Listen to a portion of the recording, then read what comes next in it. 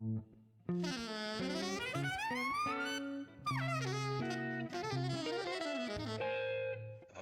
Jazz.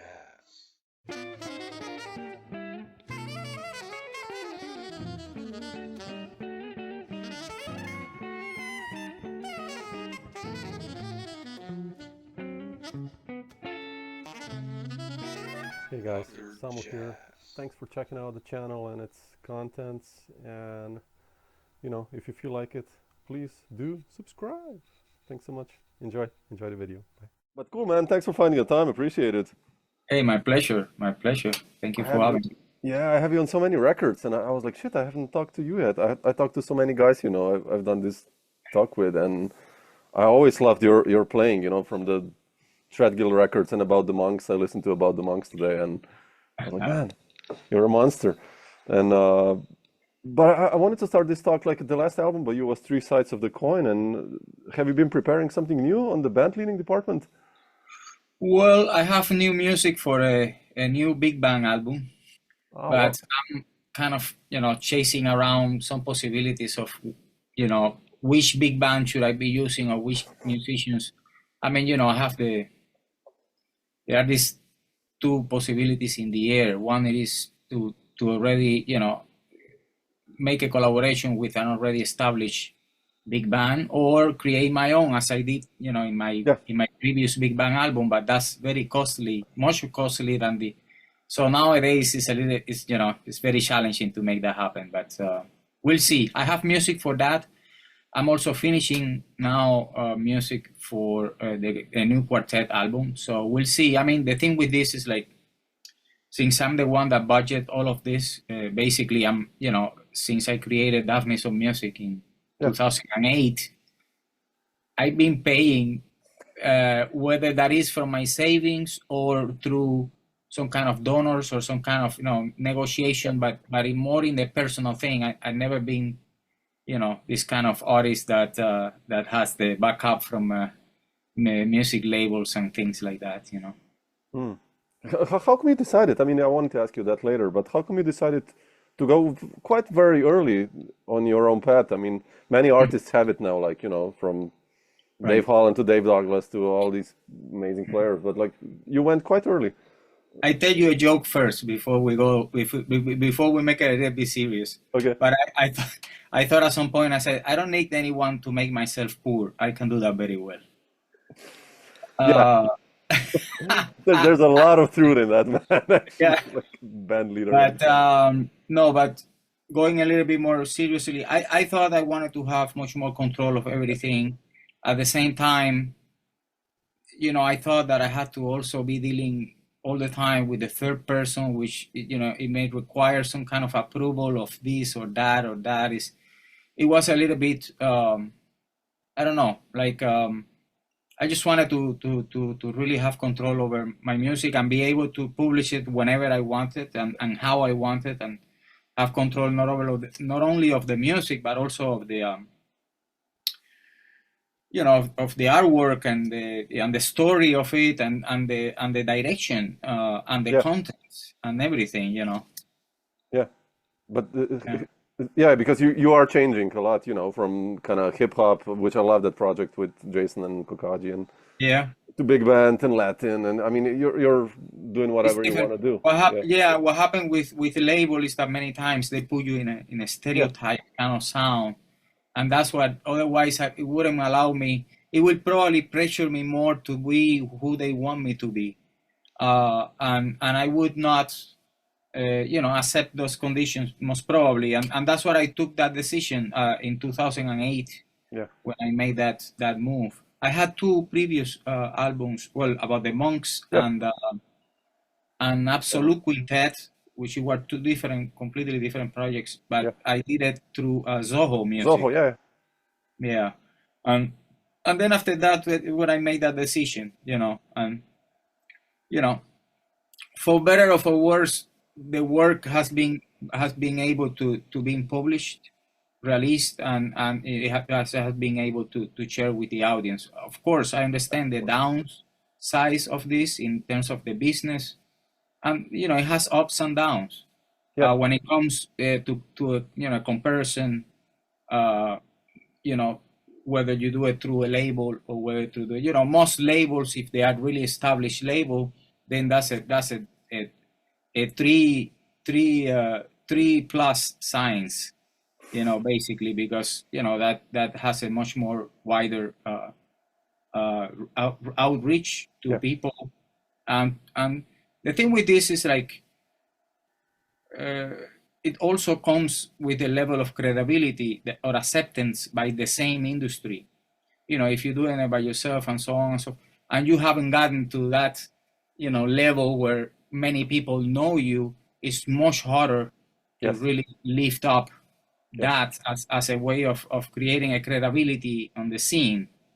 Now, if you come from a label which is already established, then that already, put a stamp of credibility Exactly. in you as an artist, and then it's much easier to make things around.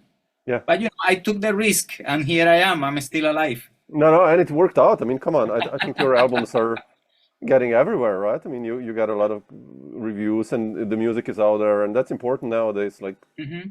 in a sense, I wanted to ask you this. When you established the label in 2008, which is almost 20 years ago, 18 years ago, how much has, not as a musician, but as someone who's, investing time in promoting and making records and making albums, how much has this changed? I mean, in your view, I know from my side, I have a label as well, and it's changed so much. At least, like, what's the value of a CD, or what's the physical form? What's Yeah. your view there? I mean, In terms of the product itself, not the well, we can have a longer talk about quality of music, but or whatever, because that has to do with taste and absolutely. judgment, that thing. But when it comes to numbers and things like that, it has devaluated so much. Yeah, yeah, The level of devaluation is just like, I mean, we're giving music for free. I was talking to yeah, someone the other day. It's like, could you imagine if you have a business of, let's say whatever business, lemonade, yeah, and, I'm selling lemonade for $1, and then you have 5 other people that are giving lemonade for free. What do you think is going to happen to me if everyone don't even know the difference between the two lemonades? yeah, So that's a problem that we're having nowadays in terms of the evaluation, in terms of the business of it. yeah. We have been hacked basically by this. Yeah, it is true. I mean, it's very persuasive and seductive, the idea of, oh yeah, I had the possibility of reaching out different people and so on and so on, and then you give and you give and you give, and then you don't give value, bring, Yeah, yeah, so then but then at the same time, if you don't do that, then you don't get noticed. So it's a very delicate balance, yeah, which is very hard to find nowadays, because I mean, you can see it now in social media. I mean, people that are really established in the music business, they don't really need to have that much social media, yeah, yeah, and that's a reality. But people that are trying to get their thing around, and they don't have a backup, or someone that is supporting them and so on in those lines, then they use social media to expose themselves and to do what others are not doing for them, yeah, basically. yeah. That's a Absolutely. reality. I'm seeing that as a Yeah, very realistic thing. Taking away myself and my experience, when I talk about this, of course, everybody has their own experience about this, and depending where you're coming from, and yeah. your mindset and your character and so on, right? No, but I agree with that. It's like, for me, making an album, like composing and recording, which should be like and playing. It's the easiest part in a way. It's like the smallest part, Mm-hmm. most important, but it's the smallest part of the album, right? Because the It biggest is. part is then, like, so you have an album or whatever, and then how to promote it, and you have to invest hours of you And know, budget, and yeah, it's budget. I like mean, the promotion. it's There are insane, people man. that are ranked, Yeah, yeah, in that world. The same with how, because the promotion, that aisle of the business, it really has to do with contacting and credibility. yes, And yeah, so you need to contact someone that you can pay enough uh, for them to to value what you have, and then to move it on to the next step, which is the contact, magazines and or whatever it is, interviews or whatever it is, the yeah. promotion that. But yeah, it's very it, I would say I've seen also artists that have been signed up by major labels and things like that, and they have expressed their frustration also Sure. for other reasons. Yeah, So I think it's important to find a balance in all of that and just find basically what works best for your own integrity and your own ideals. There is always going to be a price, I would love, yeah, I would love the idea of have had the opportunity, or maybe I will have it. I don't know. I'm absolutely. still Yeah, around, but of having some kind of support, but that's, it hasn't happened. And therefore I really honor the decision of have made, Dafnis Music my own label yeah, production thing, because through that I have published also my books, and I have some, like, some teachers, and I have the classes that I did a lot, yeah, some master classes and stuff in my website. Through the pandemic, I did a lot of master classes on my albums and on my books and talks and things. So it had given me that entrepreneur yeah, spirit yeah, since a very, a while back, as you say, almost 20 years ago. yeah. That's important. I mean, it's Yeah. it's a brand in a sense. You know, you're selling also a brand now. Almost, it's Yeah. like a package, which is not a bad thing. It's a great thing, I think. It's Well, like because that's what you are, right? I mean, we you've we we created a as lot of. artists, we are the product. Yes, exactly. So We are the lemonade. we are the lemonade. Yeah. I wanted to ask you about the lemonade, actually.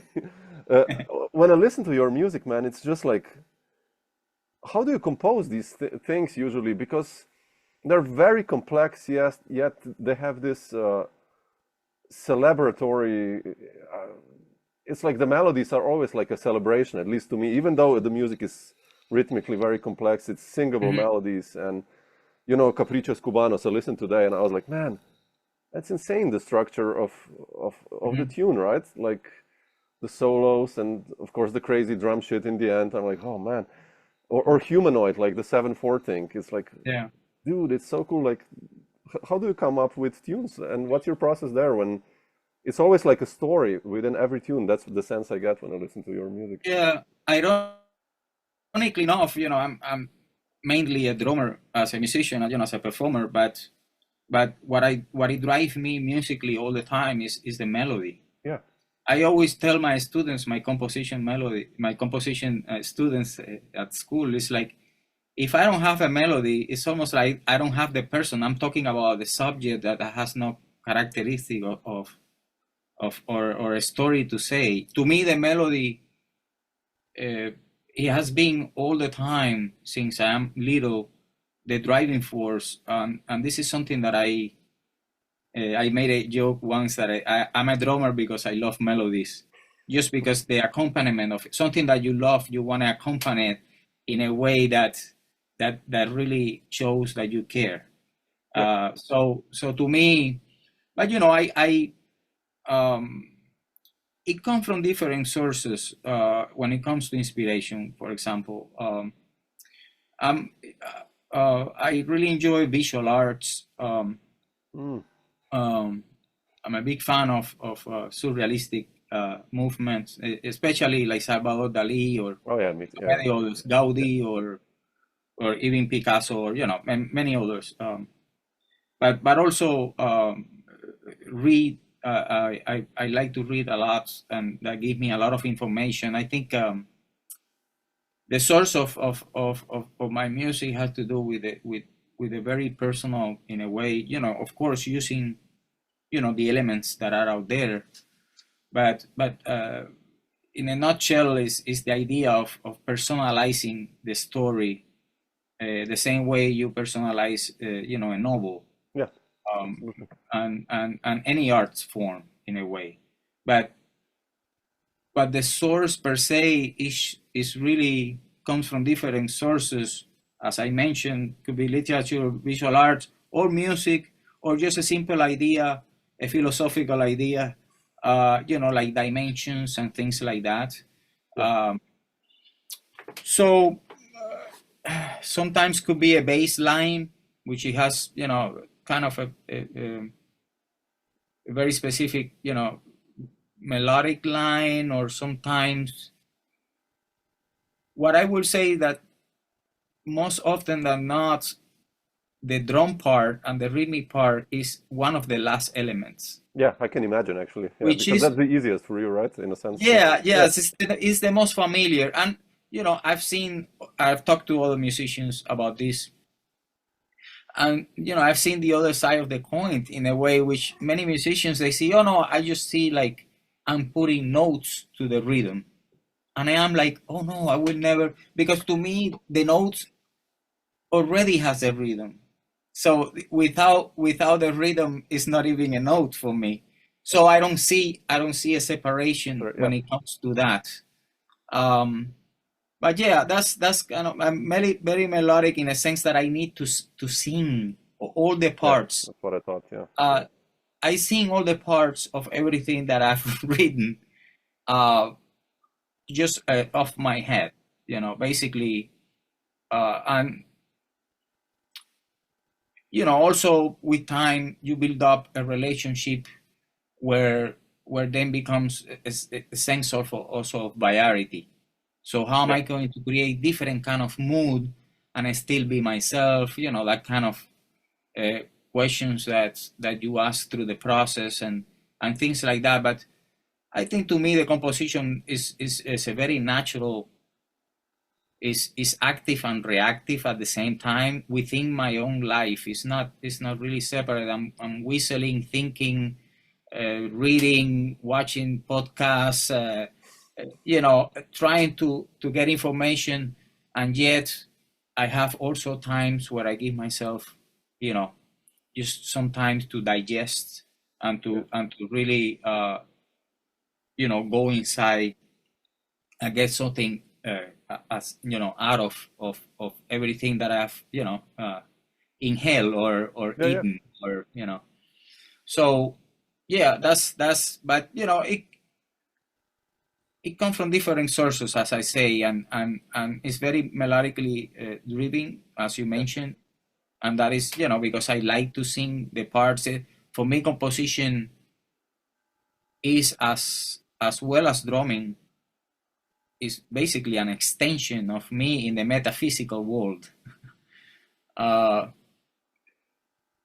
so I see it as just an extension of myself and my Yeah. existence in a way.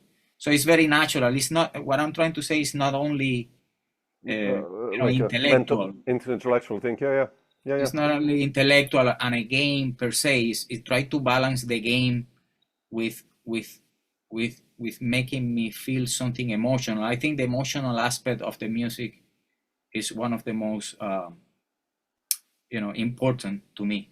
Yeah, yeah, yeah. We were listening today to the last album with my daughter. She's 3, and she was dancing to it, man. Even though it's complex, we were like, they're like, oh Yeah. man, uh, it's like, it's just because it's so positive, and but still, it comes like you mentioned intellect.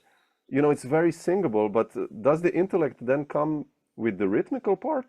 Because that seems to be very complex sometimes. I mean, Well, the complexity of it, again, it has come through a long process that it has become natural to me. I okay, always been very curious about the things that I cannot just access so easy.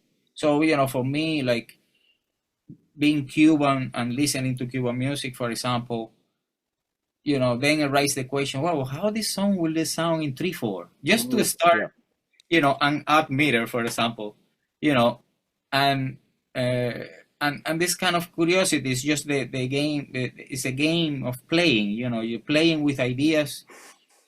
You are free in the creative realm to experiment in any level you like to, and your responsibility to it is to try to really to culturalize yourself, Yeah. and to really just do it as sincere and honest as possible with the amount of information, and deeping always about what you really want. Musicians, we are like basically like architects of sound. Oh So yeah. That's beautifully put. our Yeah. job is the manipulation of sound. That's how we create music. So, but there are different levels of that. There's the intellectual level, but there is also the very intuitive and instinctive level on how to pursue that, and a natural approach to it. That is, whether that is because of your own DNA or because of your own nurturing of being exposed to some kind of specific music in your early age or later on, it doesn't matter. Also adding the level of curiosity that you have, and it's all of that. Yeah. No, I love that with you. This sense of melody, which in modern jazz is like almost a lost art. I mean, It it's is because it you has know what I been. mean? It's like Yeah, I always emphasize that to my students, especially because I start the semester with really emphasizing about melody, and I see that 90% of them are based in a harmony knowledge. yeah, So it's all because it has been very, theory has really implemented a very fundamental, uh, you know, just belief that the more you know about harmony, the better musician you are, yeah, yeah, or performer, and that is not necessarily true when it comes to different levels.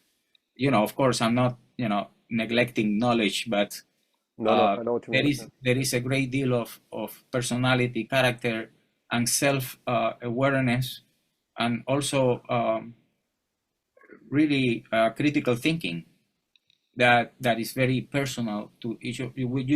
You and me can be seeing the same movie, and we walk out with a different Absolutely. experience. It could be the same, but the consequences, it really depends on how I digest that and how you did. Yeah. Right?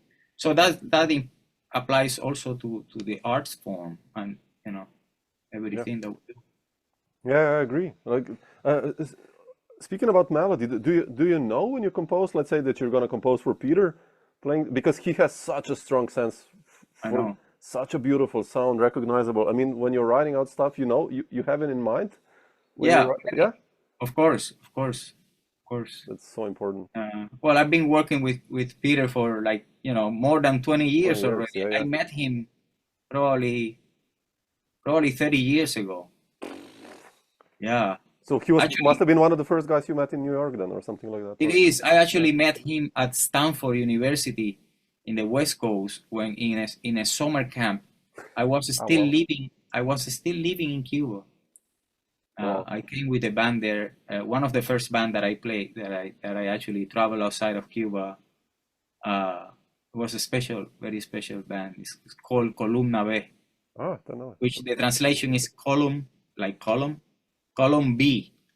Okay, Uh, Anyways, interesting. so that's when I met Peter. Yeah. When did you then move to New York? What time was that? Which I year was that? arrived in New York in 99, Already, okay. 1999. Wow. Yeah, so 27 years ago.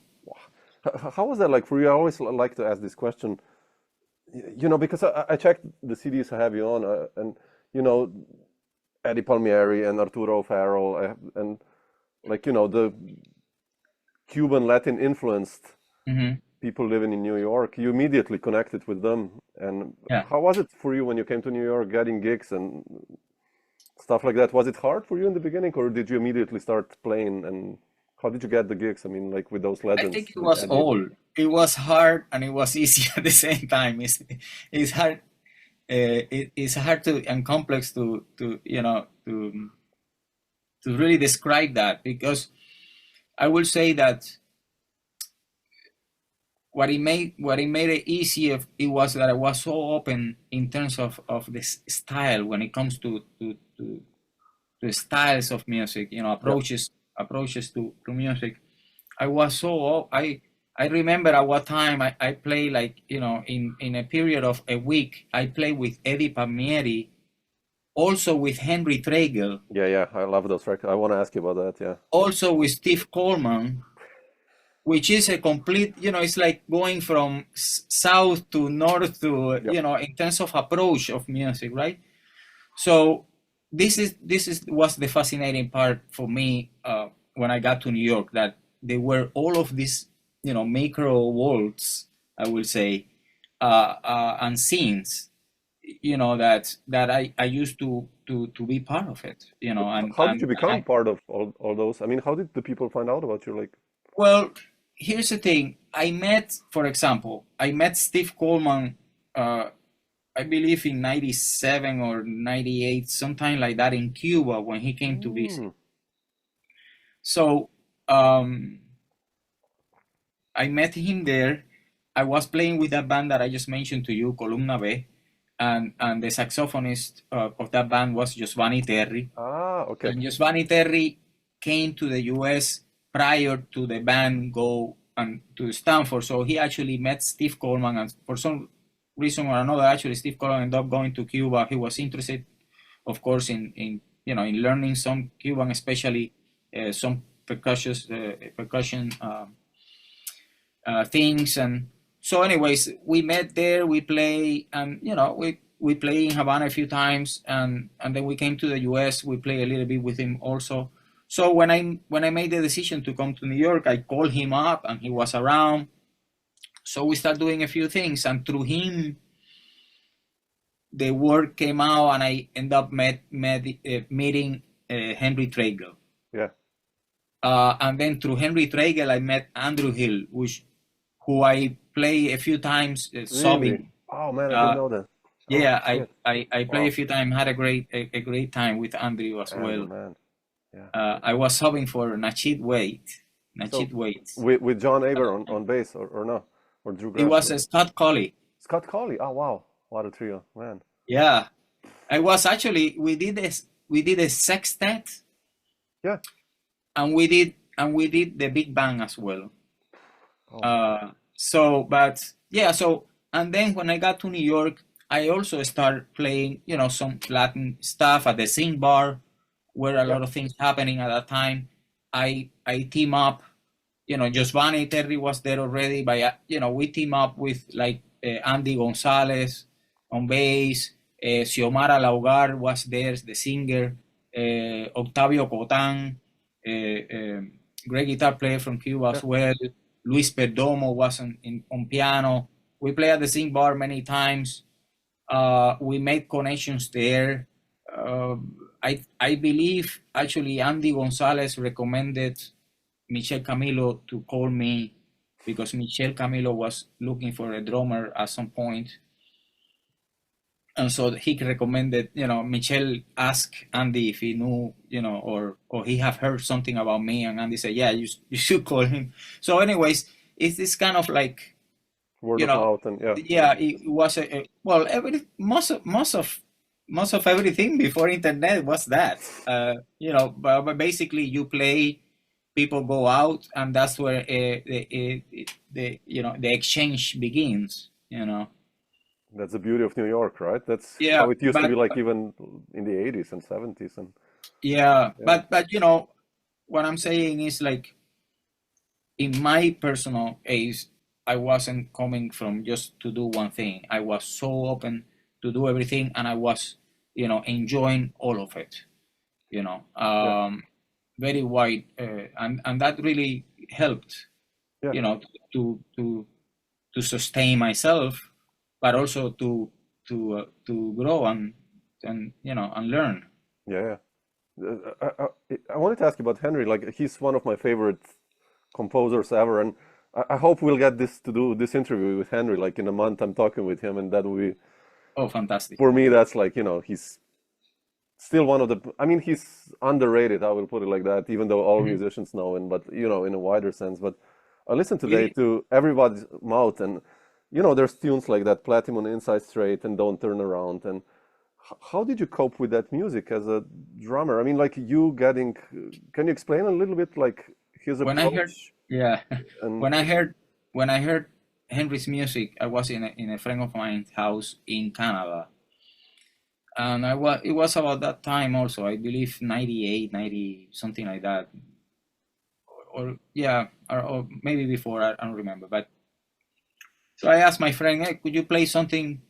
Just I was staying in his place. His name is Roberto Kipinti, a great friend of mine oh sure, yeah, and a bass player. yeah, Um, and I just play something for me that you think I like, because he know me, we were buddies, so he knew I like weird things and things that were out of the ordinary. And I say, man, oh yeah, so I have this album, and he put an album of Henry Threadgill called Make a Move. oh yeah, uh, and uh, and when I heard that music, I was just flipping out. To me, that was the music I could potentially hear in my dreams. Like, when you hear this music, this kind of very surrealistic and imaginary and dreamy kind of like thing. But then when you wake up, it just disappears, and then you listen to what everybody's doing. so, so that beautiful. was to me the kind of the feeling that I got from that experience. And then I start listening little by little more. That's how I actually get to know him, because I had a talk with Steve Coleman about him, and he said, well, I met him, and he actually was one of the first guys that inspired me when I came to New York, and he told me about Air, the band that they used to Yeah, have. So yeah, we just recorded a new album, Henry, VJ, Ayer, and myself. We have really. a trio. It's called the Trio, and we've been playing for like 15 years already, and Man, we have had no recording, and we finally did a recording, which we are really looking forward to share with oh, you guys. oh man, it's Henry's music or like improvised So it's a collaboration. So we collaboration? Wow, play beautiful, man. some Henry's, some of mine, and some of BJ's music Ooh, too.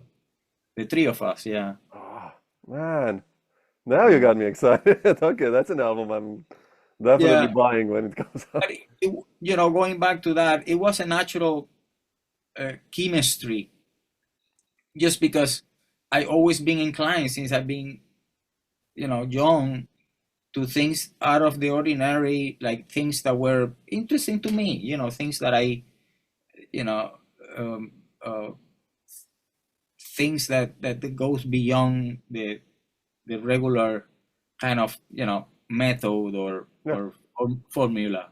So Henry was a perfect match for me at that time. We have a great relationship. yeah. But what was his approach to drums back then? I mean, did he tell you what to play, or was that composed, or do you have the carte blanche with those tunes? Or Some things had were very composed, some others a little bit more open, but open not in, well, yeah, it really depends the character and the approach of the specific song. But um I remember we were rehearsing one day to do one of those records. I don't know if it was with Make a Move. I think it was with Zuid, okay, the first Zuid record. yeah, Um, and I guess I was playing something, and he wasn't really like, and instead of him like telling me, verbalize or just, you know, saying what he want, he just went on my side and started dancing. And I start dancing on my side, and I start looking at him, and me, by looking at his dancing, I realized what he wanted. mm, So it was a very, but I just think that in terms of the approach of playing and how to, how to internalize that information and make an interpretation of yours and so on, it was a very natural, process, because I'm always, even though when things are not there, I'm always listening the relationship.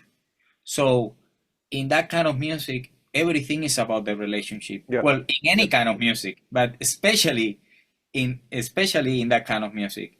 So, I had an information, even if I have a slash with, a bar of 7, a bar of 5, it changes every bar. It can change. Yeah. A bar of 3, a bar of 5, then there is a phrase, and then there is some hits, and then more slashes, and how you go interpret that those slashes. But then, when you're rehearsing, this is music you rehearse. You need to rehearse this, and you start listening to what the other people are doing, and then you start, okay, this sounds better here. I will do this approach in these 2 bars, in this 1 bar only. I'm going to do this.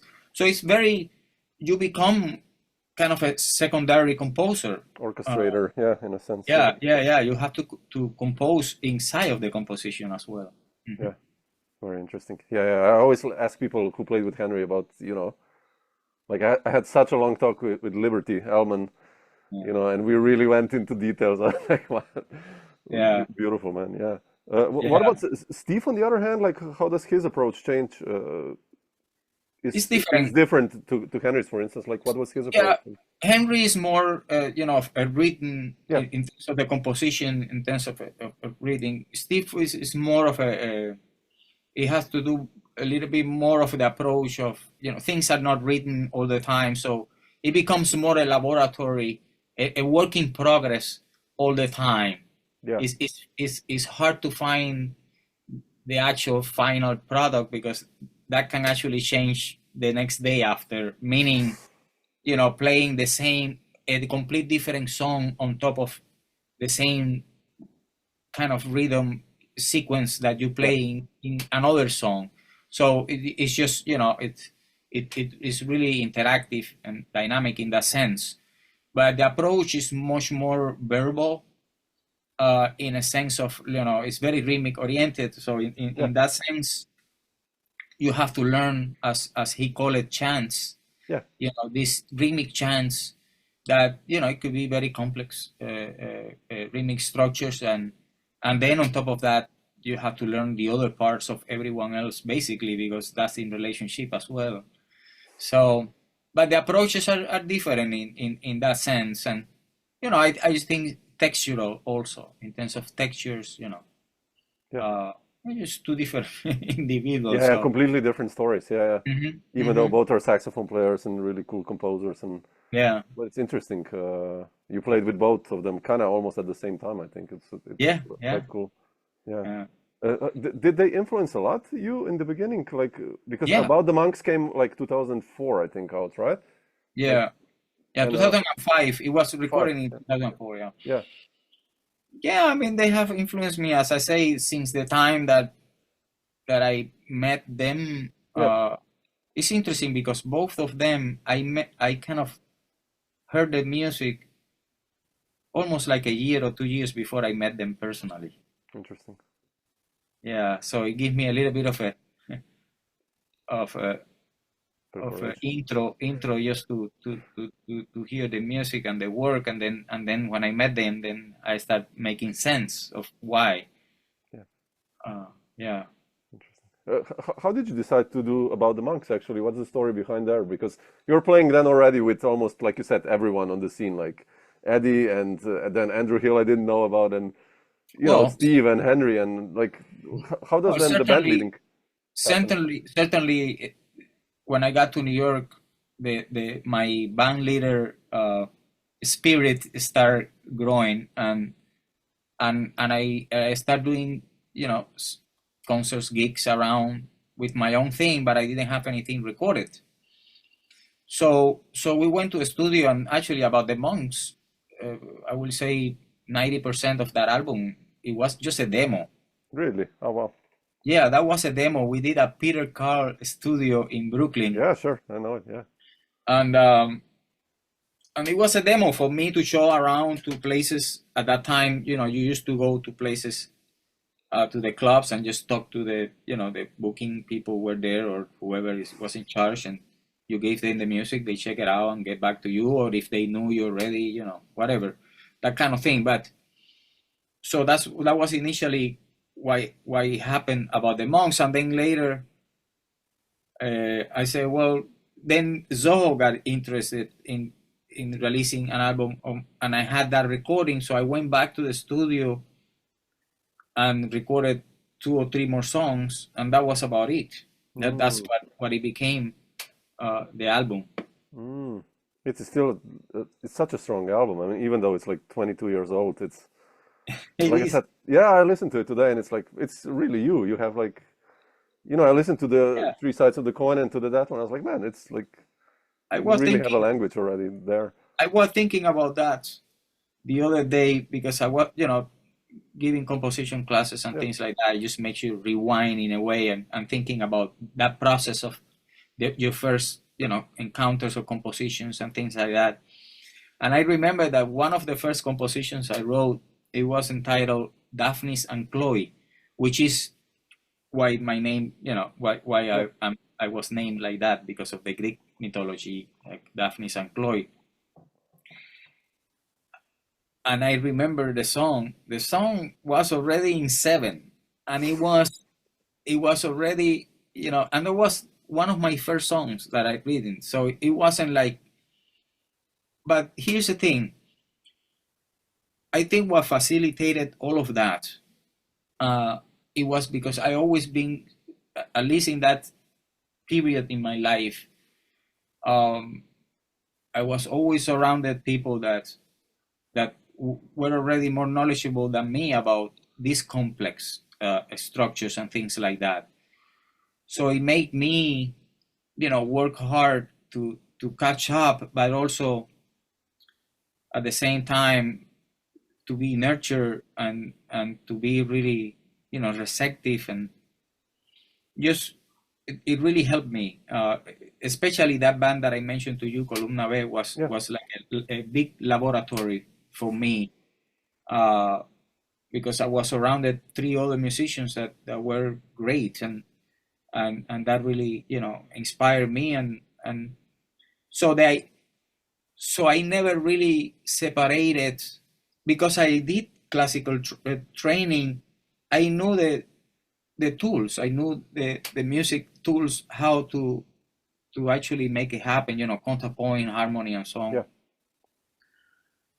So when I decided to write, it was already almost as if I've been writing for 10 years, because the knowledge and the information was there. It was only to materialize it, to really put it out there. But the ideas were already, little by little being, maturing and so on. So. Yeah. You mentioned 7 before, and when I hear you playing like odd meters, I mean, it's, let's put it like that so that people understand. But like, how do you make it sound so effortless? And like if you have like longer structures, or like playing 11 or 13, how do you interpret those? Because you make it sound like, obviously you don't count, I don't think so, but you're singing on the drums, but you're still playing the. Like, how do you usually form what to play on such? That's because, there are different ways to approach that, but most of the time it had to do because, rather than counting beats, I'd rather have a musical stimulus, or a relationship, which is either learning a bass line, or either learning, what the guitar or the piano player is doing, and that it just sits better with my dialogue in a way. It just integrates more the way, and makes it more natural. That helps a lot. And also, is how to avoid also, and this is even when you're playing in 4/4, let's say, how to avoid, those evidence structures or this kind of like evident cadence and things like that, and you become selective in that sense, and you say, instead of playing the downbeat in the bass drum, now I'm going just to play it in the snare, and now, or I'm going to just play it in the cymbal, and just the cymbal itself is going to be that beat. So that it creates a different shape and a structure and logic in a way of the whole remix structure, right? So, but it comes in different, I would say it really depends the scenario of the specific song and the character of it. But it's challenging. It's challenging. I've spent so much time, especially in the period of the Columna B and also with Steve Coleman. And it just felt like this both experience for me were like, like laboratories for me, like music place where, I can play this rhythm and then, okay, let's experiment and play the same rhythm backwards. And let's just do half and half and just put this half here. And it's just like, interesting. It becomes this level of playfulness and enjoyment and passion. It's like really getting to the game and of really, the manipulation of sound. Yeah. No, it sounds like fun when you do it. Yeah. It sounds so dancey. That doesn't matter what you're playing, if it's complex or not. But the ear is also is our first judge, and that, going back to your question, it really, I think it's a process of it has to do with the intellectual process of understanding, the different meters, how you can impose other meters on top of it, and so on and so forth. In my case, I studied some of South Indian music. Oh yeah. And I've been there, more than a couple of times. I just think that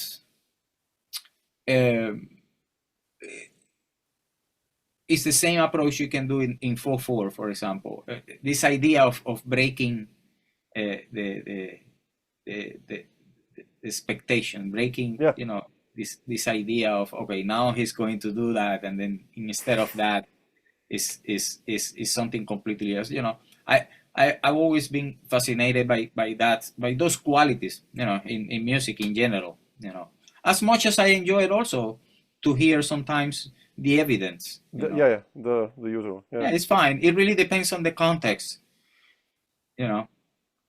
How do you force yourself when you're on the road to play? How do you do it on the road? Like, I played, my longest tour was 17 gigs in a row.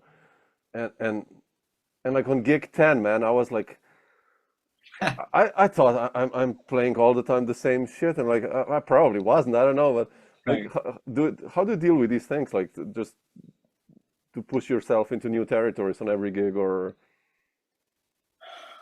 I think, we're all humans. One days feel better than others.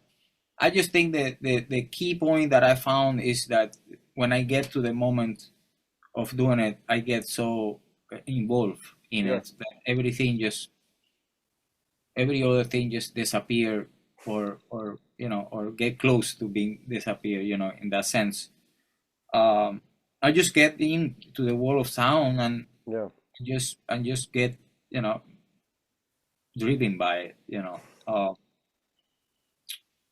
even, sometimes you play the best when you're the most tired, That's what, that's absolutely true. And that's, it's just so beautiful to learn from those experiences, because you learn who you are and your endurance, and also how you can defend yourself and apply different strategies. Because if you say, okay, this is gig 5 and I still have 10 gigs to go, and I feel right now like I want to quit, it is something I must be done, because I'm going to finish this tour. So the question of not finishing the tour is out of, that's out. So the other thing is, how am I going to cope with this situation? and that comes, with time. Is the level of your of maturity that starts bringing, being much more efficient. Yeah. How to save energy in things that really are completely, not important, or So I would say important. not Yeah. priority. Yeah. No Yeah. priorities. You learn how to prioritize your energy and to put it in the right place, so that you don't finish, tired, like, Yeah. I thought, but at least for now, I thought that, obviously I can see my playing when I was younger, I felt I have much energy, but much less control overall. And I think, just by gaining control, then I keep more energy as well with time. Yeah. Makes sense. Yeah. How was it back then when you played with Michel? Because he's, you had, I mean, there's like talking about endurance and Mm-hmm. playing probably That longer was, tours. How was that like for you? I mean, I know.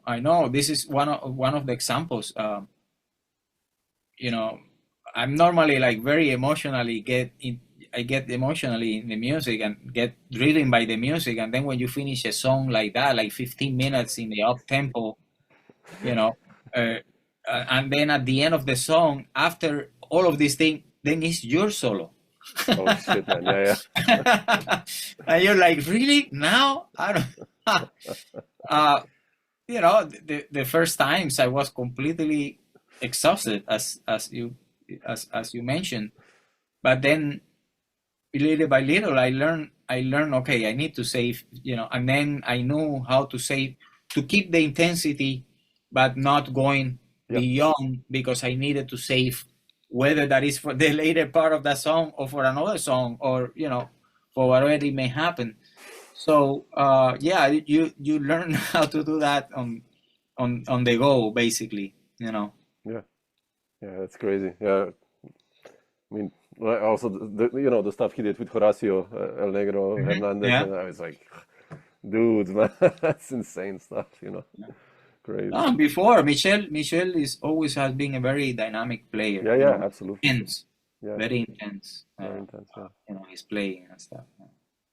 Daphnis, what are your plans for the upcoming months and this year? Do you have any plans of coming to Europe as well and touring wise? I mean, you said maybe the big event is coming out, and what are the other plans? Yeah, well, we're trying. There are different things happen. Well, I have a few. I'm gonna be like 4 or 5 days in Taiwan. I'm going Oh, wow. Beautiful. to a percussion festival, but I'm bringing the COC quartet with me. I'm also doing something. Before that, I'm doing something at the University of Buffalo, and then I'm doing at the end of June. I have a date in France, which I think it has been confirmed already.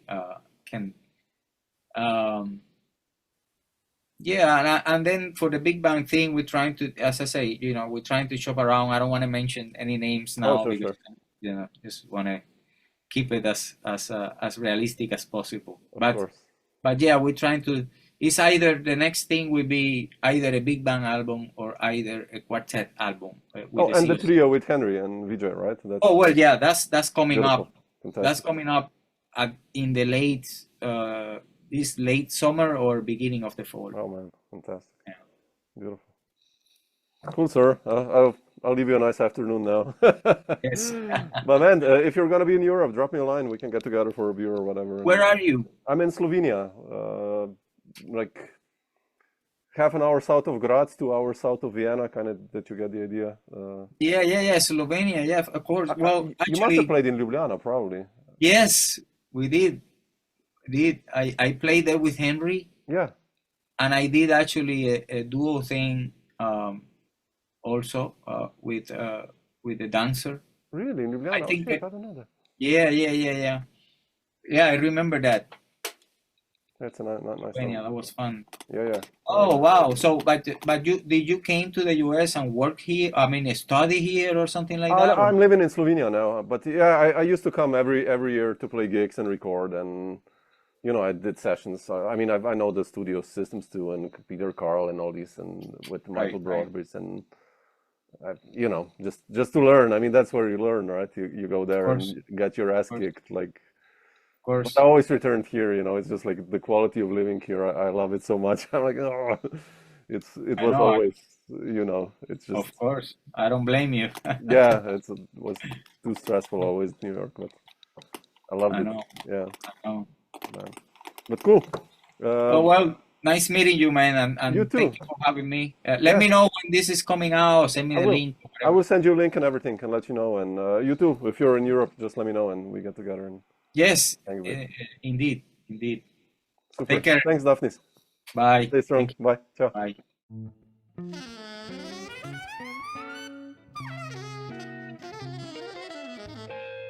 Dr. Jazz.